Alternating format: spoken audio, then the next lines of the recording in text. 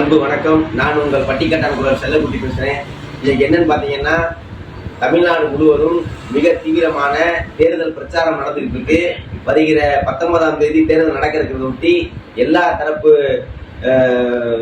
வேட்பாளர்களும் தேர்தலுக்காக வாக்குகளை சேகரித்து போய்கிட்டு இருக்காங்க. ஆனால் இந்த திருட்டு திராவிட அரசு மட்டும் போற இடத்துல, பிரச்சாரம் பண்ற இடத்துல பொதுமக்கள் ரொம்ப இதுவரைக்கும் கொடுத்த வாக்குறுதி எதுவுமே நிறைவேற்றாதனால ரொம்ப மன உளைச்சலாகி போற இடத்துல திமுக கேள்வி கேட்கிறாங்க.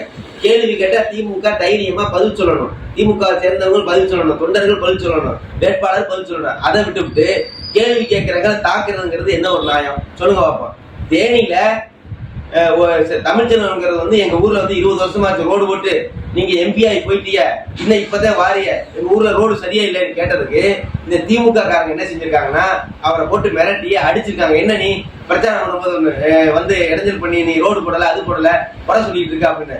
அப்ப குறைய சொல்றதுக்கு தான் நாங்க இருக்க மக்கள், அந்த குறையை நிவர்த்தி பண்றதுக்கு தான் நீங்க உங்களை தேர்ந்தெடுத்து அனுப்புறாங்க. அப்ப கேள்வி கேட்கிற அளவுக்கு மக்கள் எதுக்கு நீங்க வச்சிருக்கீங்க? ஏன்னா திமுக அரசு எந்த ஒரு நலத்திட்டங்களையும் சரி எந்த ஒரு பயனையுமே மக்களுக்கு தந்ததில்லை. இதுல நல்லா தெரியுது. ஆனா அடாவடித்தனம், அராஜகம், திருட்டுத்தனம், ஊழல், கொள்ளை இது மட்டும்தான் திமுக வேலையா இருக்கு. பாத்தீங்கன்னா ராசிபுரத்துல ஒரு பெண்மணி எங்களுக்கு முறையாவே தண்ணி வர மாட்டேங்குது, அந்த தண்ணி வர்றதுக்கு கொஞ்சம் குடிநீர் வர்றதுக்கு ஏற்பாடு பண்ணுங்க அப்படின்னு சொல்லி பிரச்சாரத்தை பேசிட்டு இருக்கும் போது கேட்கறாங்க. அந்த பெண்ணை என்ன செய்யணும், என்ன சொல்லணும்? ஒரு மனுஷனா இருந்தா, நீ நல்ல வேட்பாளர் இருந்தா என்ன சொல்லணும்? தண்ணி வந்துருக்கோமா, நான் ஏற்பாடு பண்றோமான்னு சொல்லணும். அதை விட்டுவிட்டு நீ தனியா என்னை பாருன்னு அந்த பெண்ணை இழிவா பேசியிருக்காரு. தனியா பாக்குறதுனா என்ன அர்த்தத்துல தனியா பார்க்க சொல்றிய? மாதிரி மதுரையில பாத்தீங்கன்னா மேலூர் பக்கத்துல வெங்கடேசன் அவர்கள் வாக்கு சேகரிக்க போயிருக்காங்க.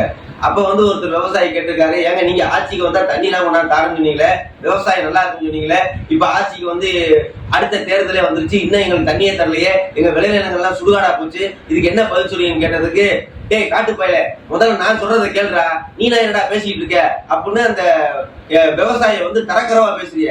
உங்களுக்கு விவசாயிகளையும் நாட்டு மக்களையும் உங்களுக்கு ஏழனமா தெரியுதா? நீங்க கார்ல போறதுக்கும் பகுமானமா வர்றதுக்கும், நீங்க தேர்தல் தேர்தல் கேட்கறதுக்கும் சும்மா காசை கொடுத்து ஓட்டு வாங்கி இந்த மாதிரி மக்களை மது போதைக்கு எல்லாத்தையும் அடக்கி வச்சிருந்ததுனால இப்ப நீங்க என்ன செய்றீங்கன்னா, என்ன வேணாலும் பேசிக்கலாம், மக்களை எப்படி வேணாலும் திட்டிக்கலாம், மக்கள் எதுவும் பேச மாட்டாங்க அப்படிங்கிற நிலைமையில இருக்கீங்க. ஆனா இனி இந்த தேர்தல்ல திமுக டெபாசிட் இழக்காத நிலைமை தான் வரப்போகுது. நீங்க வேணா பாத்துட்டே இருக்க. மக்கள் எல்லாம் விழிப்புணர்வு அடைஞ்சிட்டாங்க. எல்லாருக்கும் தெரிஞ்சிருச்சு திமுகனா யாரு, திமுகனா என்ன, முக ஸ்டாலினா யாரு, மயன் யாரு, யாருக்கு என்ன செய்வாங்கிறது எல்லாம் தெரிஞ்சிருச்சு.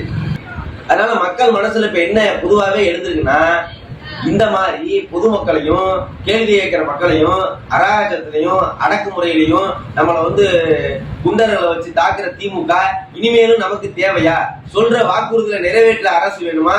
சொல்லக்கூடிய வாக்குறுதிகளை நிறைவேற்றாம மழுப்பக்கூடிய அரசு வேணுமான்னு மக்களாகிய நீங்க தான் முடிவு பண்ணணும். அதாவது இந்த தேர்தல் பாரத பிரதமர் யாருன்னு நிரூபிக்கக்கூடிய தேர்தல். திமுகவுக்கும் அதிமுகவுக்கும் பிரதமர் வேட்பாளர் யாருன்னே தெரியாது. இந்த நாட்டினோட நிரந்தர பிரதமர் நரேந்திர மோடி அவர்கள் தான். அவங்க தான் கிராமப்புற மக்களுக்கும் சரி, விவசாயிகளுக்கும் சரி, வியாபாரிகளுக்கும் சரி நல்ல ஒரு திட்டத்தை தந்துட்டு இருக்காங்க. ஆகையினால மக்களே, பாரத பிரதமர் நரேந்திர மோடி வெற்றி பெறுவதற்கு தாமரை சின்னத்தில் வாக்களிங்க. நன்றி, வணக்கம்.